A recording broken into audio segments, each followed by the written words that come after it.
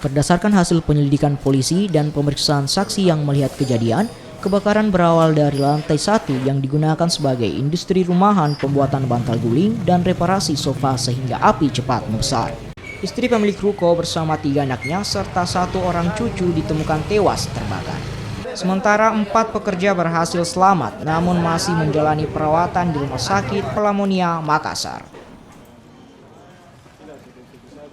Laksanakan olah TKP dari Puslapor Mabes Polri terkait peristiwa kebakaran kemarin yang mengakibatkan 5 orang meninggal dunia dan 4 orang yang berhasil diselamatkan. Saat ini yang selamat masih menjalani pengobatan di Rumah Sakit Pelamonia.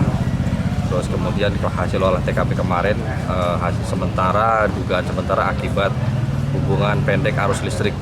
Dari kemarin kita amankan beberapa bukti yang kita duga sebagai sumber penyebab, antara lain colokan